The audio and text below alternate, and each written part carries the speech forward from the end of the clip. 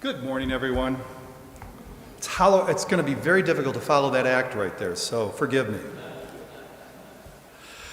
me. This morning's sermon is called Seen Inside Noah's Ark. All right? And Don, I'm going to have you just go ahead and put up the first slide, if you would, please.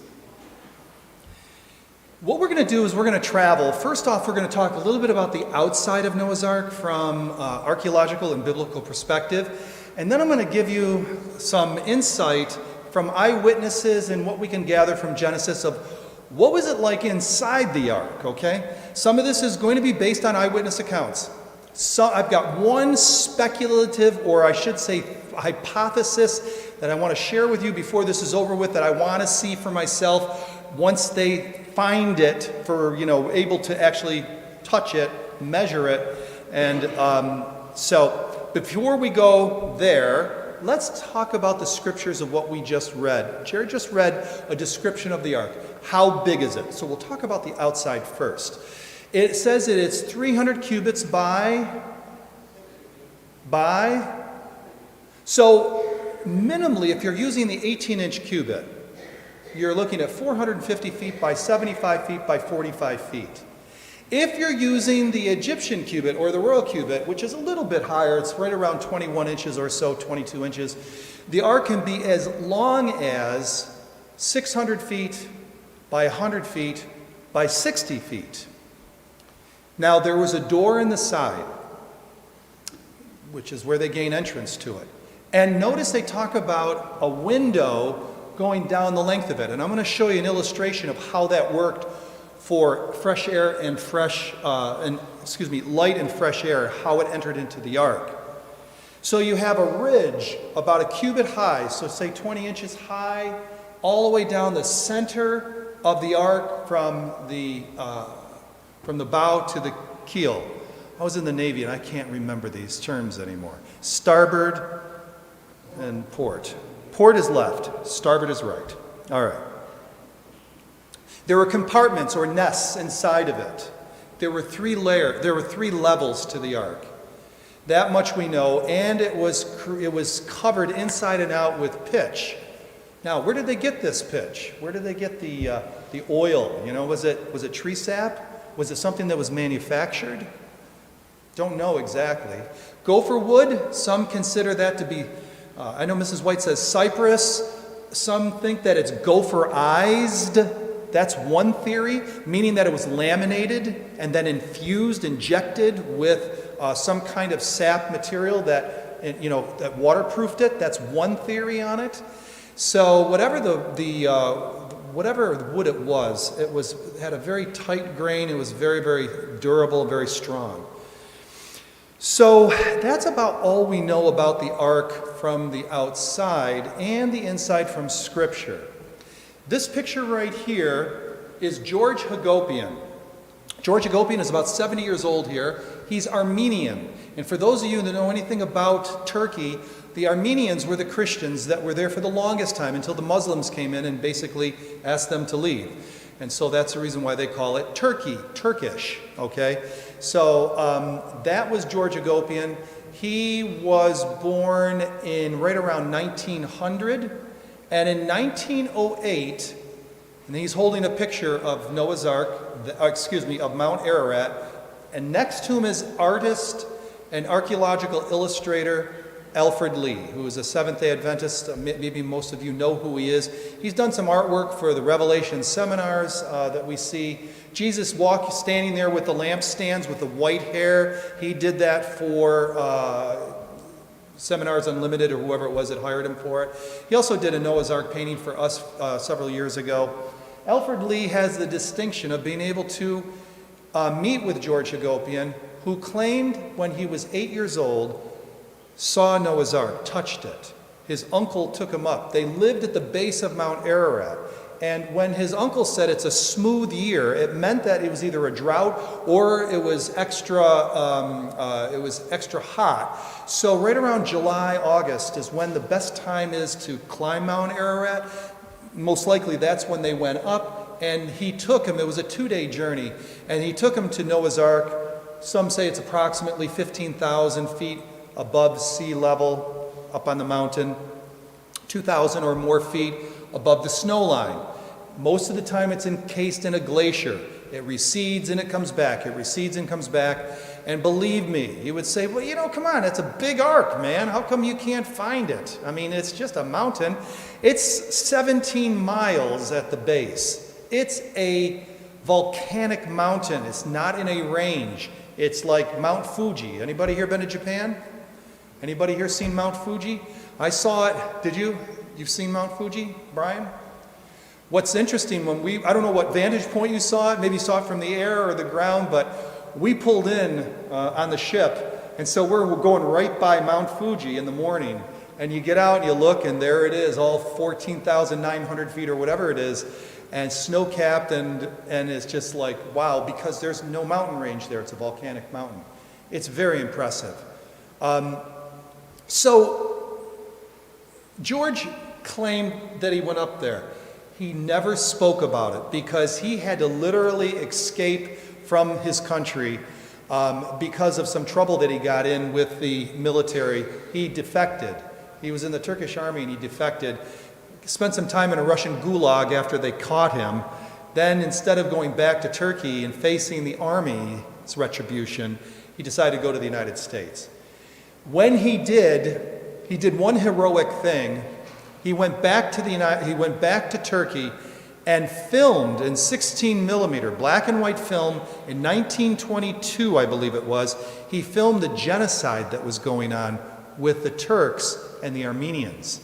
He was filming them, throwing them off of boats, drowning them in the ocean, and or whatever body of water was there that they were doing this. He took the footage back to New York, set up a showing of this, and then men showed up and warned him.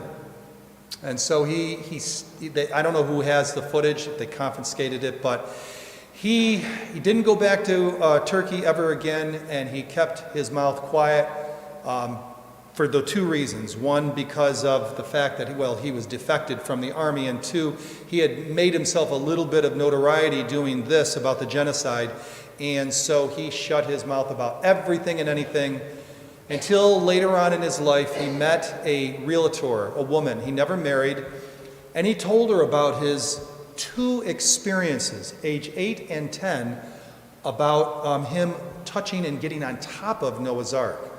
Well, she heard about Alfred Lee, how he went over there in 1969, dug wood out of the ice, and had been on an exploration with a group of others called the Search Committee, and she told him about George Hagopian. Alfred spent 18 months with George, going over in his mind, George's mind, what did the ark look like? And go ahead, Don. And this is what they ended up with after 18 months of interviews. Alfred said that he was, and not that he wasn't boasting, he says, I was really meant for this job because I was a missionary to Korea and to the Philippines with my father. I know how the Oriental or the Middle East mind works. I know how it thinks. And so when I was there with George, I was able to ask him questions in a way that would be able to extract as much information out of him as possible. And George was really funny. You know, nobody thought that there was a keel on Noah's Ark, and a keel would be a strip running down underneath and up. And he said, keel? He says, that's right. I said, I saw a keel. Now draw it. He would go to him, you know. And then he told him also that the sides were rounded, not come to a point or square, which means that they had great technology to do that. I don't know that much about boat making. I do know from what I've been told, and that is a curved corner on a wooden ship like that takes a little bit more time. Dwayne, you've worked with wood before. You know that doing something, a dovetail like this versus a dovetail going round a corner would probably be a little bit more difficult? Yes? No? Okay. I don't think you heard me. So anyway, he said it was curved. When he stood on top of the ark, he said to Alfred, it looked like it was 1,000 feet long. Now, is it 1,000 feet long?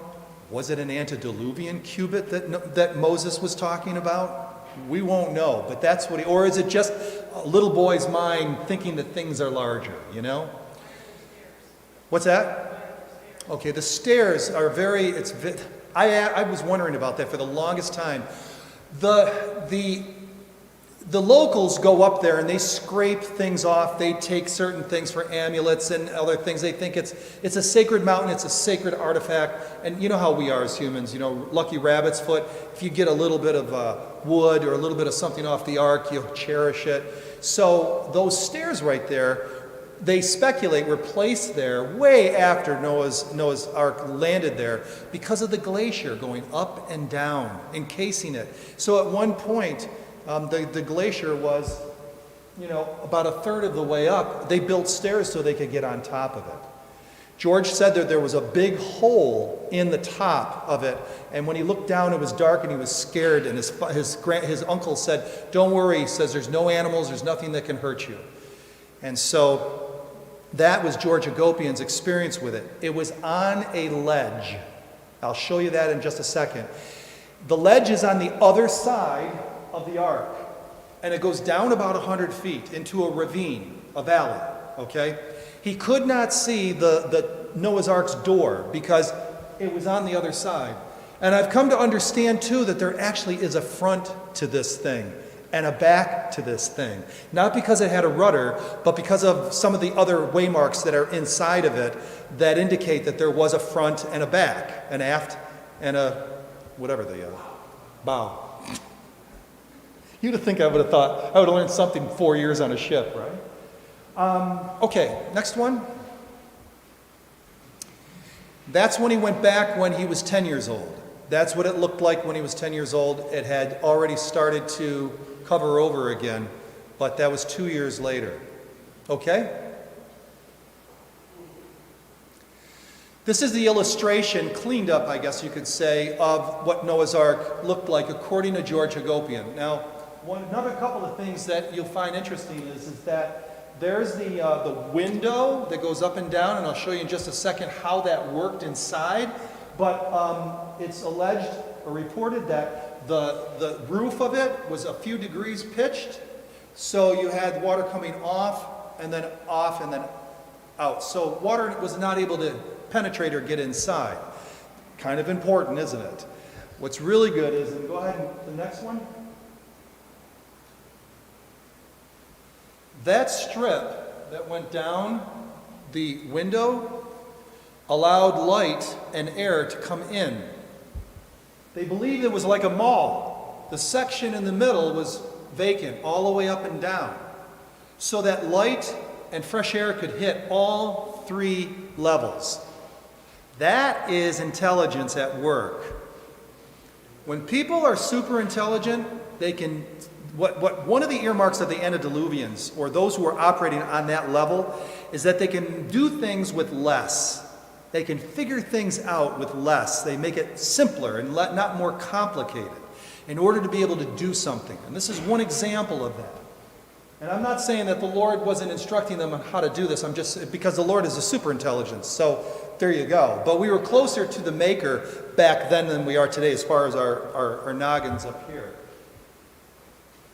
Perfectly designed. Now what's interesting is that the ark was brought, a model of it was brought to the Scripps Oceanographic Institution in 1976. They weighted it down so it had 1/3 draft in the water, and then they put it in their wave machine there. They test for the Navy there.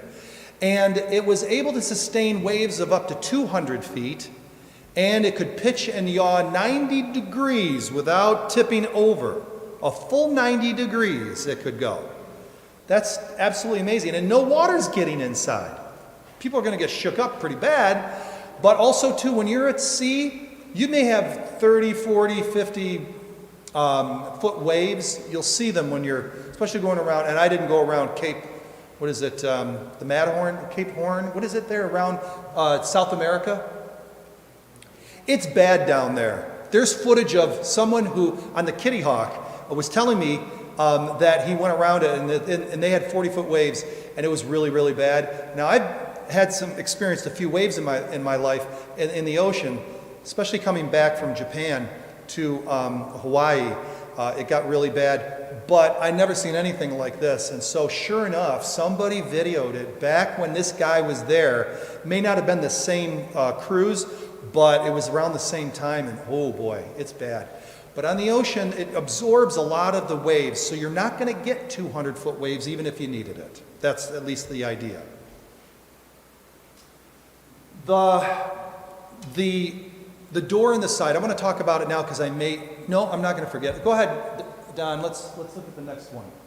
Okay, and that was 1910. We leave George Hagopian and we go to the 1916 Russian expedition. They had heard about this. I don't know if there was a flight. Now, flight was still in its infancy, but they were flying, and I think it was spotted, and the Russians spotted it with a plane that went over there, because you got to understand, Mount Ararat is looking over into Iraq, Iran, and Soviet Armenia. It's right on the border. So they were flying, and I think they saw this, but regardless, the Tsar wanted to know more about it. At the time in 1916, it was one of the largest Christian nations in the world. Russia was in 1916, and then, the Bolshevik Revolution came through, communism came in and did away with that. So when they heard about this, they sent 100 men to the Ark, and they got up there. They measured it, they photographed it, and some of which has survived the information secondhand, okay? There was two photographs that survived.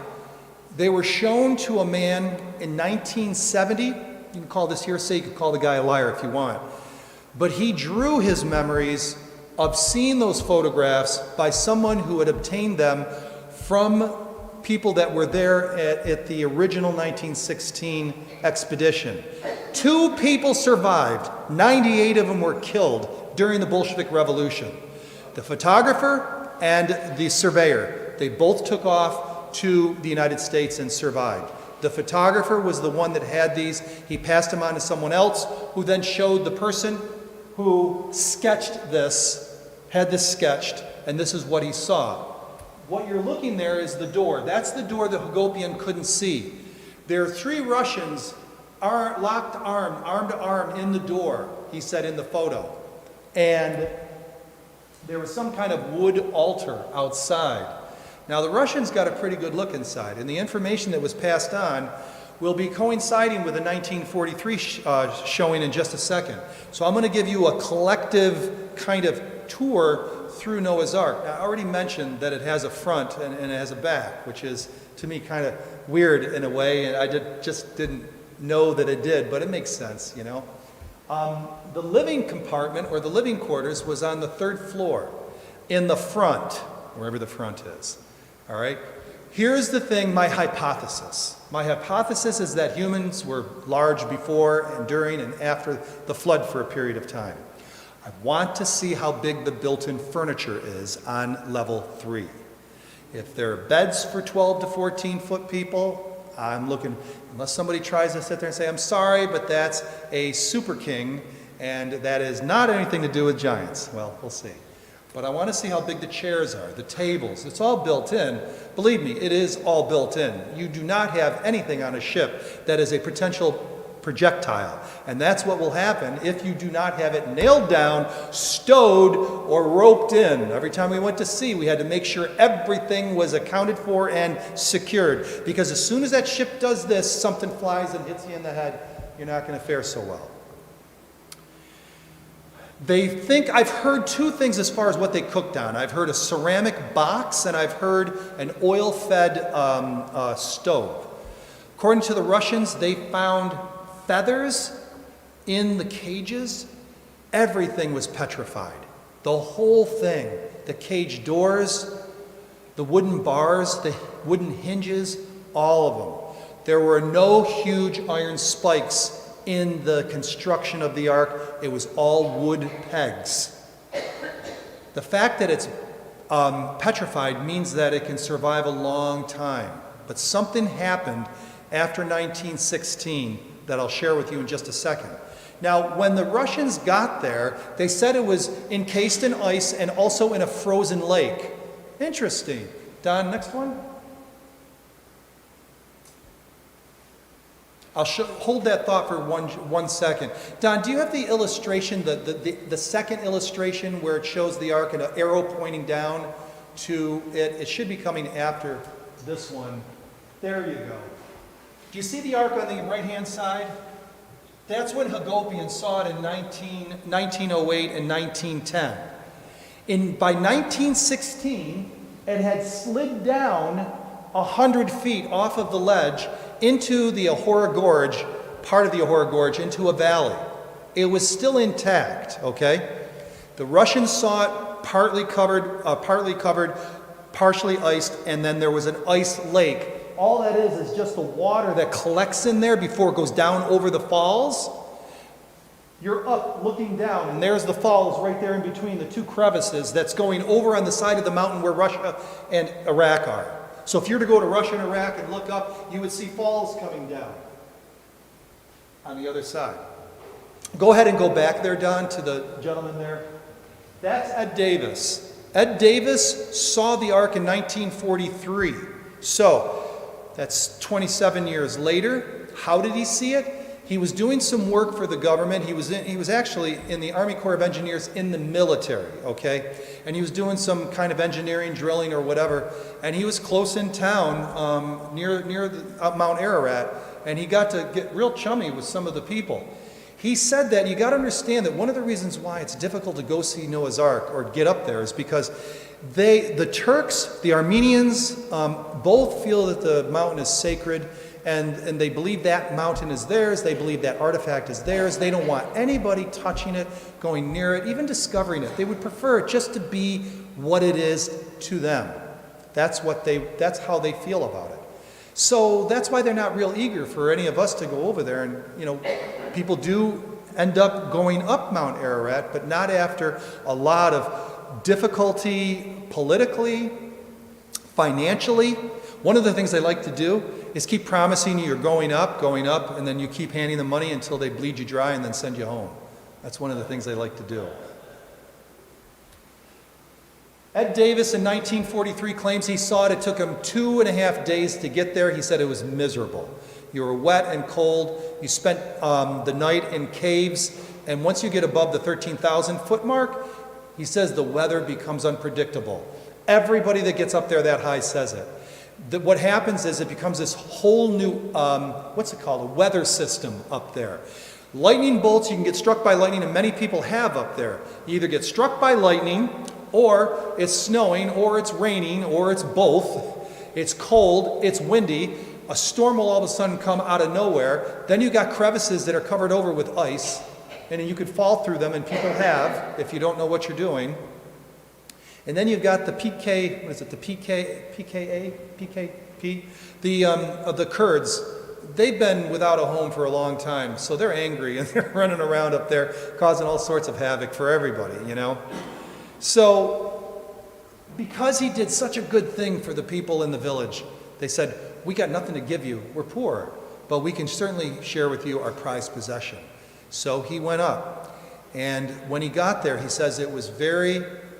go ahead, Don. Next one. He said when he got up there, it was all hazy. You couldn't see anything.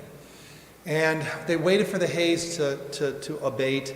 And then when he did, he saw a broken ark in half. In the mud, in the glacier, off to the right. He was approximately half a mile or so from it. They couldn't get any closer to it because of the weather. So he was up, looking down into the valley, and he was able to see inside the ark. Some of the things, again, either the Russians or Ed Davis saw, even from a distance, is that the cages on the first level were large bars, and very tall and very large, like it was housing a very large animal. The second floor, you had smaller cages. Some of them had, I believe, iron bars, small, and maybe for birds, small animals.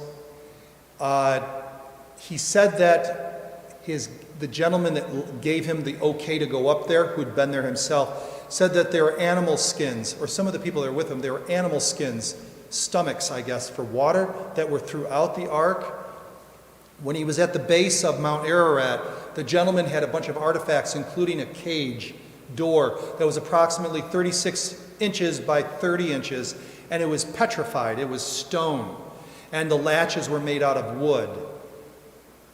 So then he looked to the left. Again, it was the clouds were obscuring. He looks to the left and he sees about, I don't know, a quarter to a third of the ark, about 800 yards to the left. And again, he was able to see inside to a degree. Okay, next one. 1973, a gentleman by the name of Ed Baling was in the same situation. They liked him. They wanted to bless him. They brought him up Mount Ararat. It took a couple of days to get up there. But when they got there, his vantage point was 70 feet above it, looking straight down. Encased almost all of it in ice. He's looking down from a rocky slope and seeing it, and that's what he said it looked like. Interesting. Most of these are all coinciding, and I don't think there's any collusion here. You got to understand, there was no internet in 1970, and there was no internet in 1986. George Hagopian did not meet Ed Davis. Ed Davis gave his testimony of seeing it, gave it to Alfred. Go ahead, Don. And the picture of Ed Davis and Alfred at the table. Can you go back? That's in 1986 at the Arkathon in New Mexico. They were having, they had Ed Davis there for the first time speaking publicly on his Ark experience. Alfred Lee sat down with him like he did with George Hagopian, but he didn't have 18 months. He had 2 days in order to get his memories on paper. And Don, if you could go back to that sketch where it shows the ark coming down off of the cliff. That's basically what was drawn in front of Alfred. And it says that, I trust Ed, there was this gentleman by the name of Ahmet Arslan. He's sort of like the more modern day at the time, keeper of Mount Ararat, kind of like saw some things, big cheese apparently. But he heard what Ed Davis had seen and seen what what they drew, and he says, I trust Ed Davis' account and confirm that he has been in this valley of Mount Ararat. And he signed his name. Ed Davis also signed his name, that's a true account of what he saw. Okay, go ahead and skip forward a couple of. Yep. They coincide, friends. Hagopian and Ed Davis coincide, yeah. What's that? This one? Is that good? Okay. So, go ahead and go to the next one. See what I have left. Is that the last one? That's the last one? Oh, I guess that concludes our today's talk on this. The ark has to be some kind of very simple yet ultra sophisticated ship. I'd want to know how they fed the animals, how they took care of the excrement, how they took care of feeding, getting them water. Were they basically, if there's none of that exists, did he put them all in hibernation, Were the juveniles there instead of the adults? Those are just all crazy ideas, that could fit, as far as fitting as many animals in there as possible. And that seems to be one of the biggest criticisms about it. How do you fit it? Where did all the water go? These are some of the questions that people are most interested in. Whether they're being a critic or they're really wanting to know. It's interesting. It's a fascinating subject. I wish I had more, but that's about all I have for right now. What's happened with the Lost World Museum, and I haven't really talked to my wife about this yet, is that the subject of Noah's Ark, this part we have, seems to be one of the most popular, contentious subjects that we talk about. And I really want to commit to being a beacon, or at least one little broadcasting station that is looking for building relationships with people to then be able to report more on this, because I find this absolutely fascinating. So That right there is just a peek inside of Noah's Ark. I hope you enjoyed the presentation, and why don't we go ahead and have our closing hymn.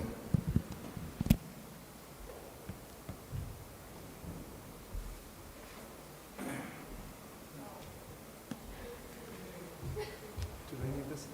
No. Just me.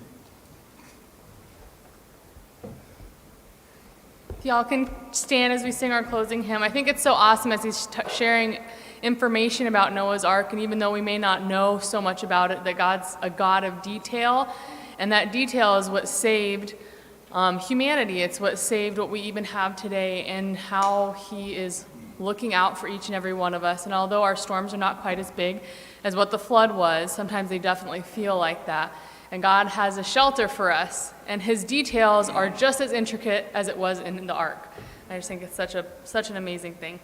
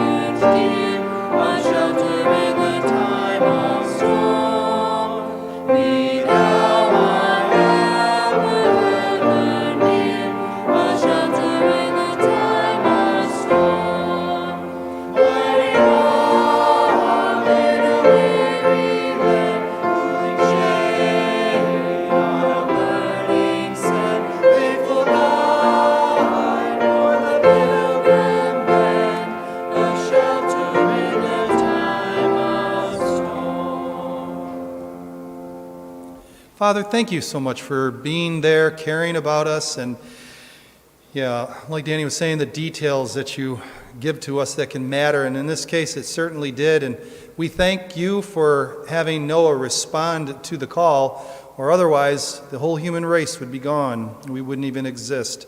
Bless us now as we leave here today, in Jesus' name, amen.